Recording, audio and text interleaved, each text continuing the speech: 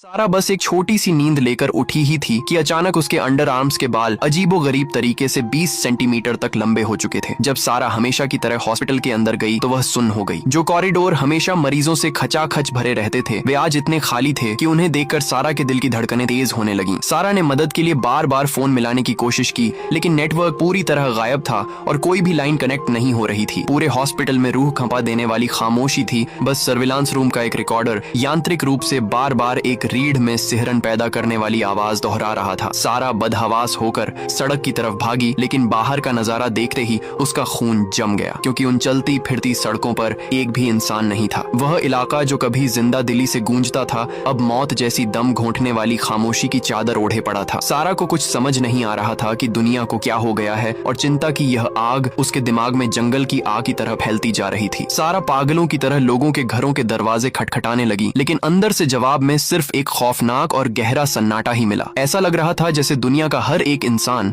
अचानक हवा में गायब हो गया हो, और सारा भारी कदमों से थकर चूर अपने घर की तरफ लौट आई। जैसे ही सारा ने अपनी आंखें बंद करने की कोशिश की, तभी पड़ोस से एक बेहद अजीब और रहस्यमयी म्यूजिक बजने की आवाज आने लगी। सारा झटके से उठी, कांपते हाथों से अपनी सुरक्षा के लिए एक हथियार उठाया और उस डरावनी धुन का पीछा करते हुए कदम दर कदम उस खौफनाक घर की तरफ बढ़ी। जैसे ही सारा ने हिम्मत करके उस अजनबी घर का दरवाजा अंदर धकेला तो अंधेरे में उसे एक परछाई दिखाई दी। सारा ने डरते हुए चिल्लाकर पूछा, कौन हो तुम? लेकिन जब सामने खड़े शख्स का चेहरा साफ हुआ तो उसकी जान में जान आई। वह सारा की ही तरह एक जिंदा इंसान था, और उसे सही सलामत देकर उसके अकेलेपन और खौफ का दर्द पल भर में खुशी में बदल गया। जब सारा ने उससे पूछा कि क्या उसे कुछ पता चला है, तो उसने भी नामे सिर हिला दिया, क्योंकि उसकी कहानी भी बिल्कुल सारा जैसी ही थी। वे दो भटके हुए इंसान अब एक दूसरे का सहारा बन चुके थे, और मदद की उम्मीद में तुरंत वहां के पुलिस स्टेशन की तरफ भागे। मगर वह पुलिस स्टेशन भी पूरी तरह से वीरान था, और उस घने अंधेरे के बीच जीवन का कोई नामो निशान तक मौजूद नहीं था। इस बेबसी के आलम में सारा और उस आदमी ने खुद को बचाने का फैसला किया, और वहां मौजूद ब्रॉडकास्टिंग टूल्स से इमरजेंसी सिग्नल्स भेजने शुरू किए। कमेंट करो, पार्ट 2 वीडियो मिल जाएगी।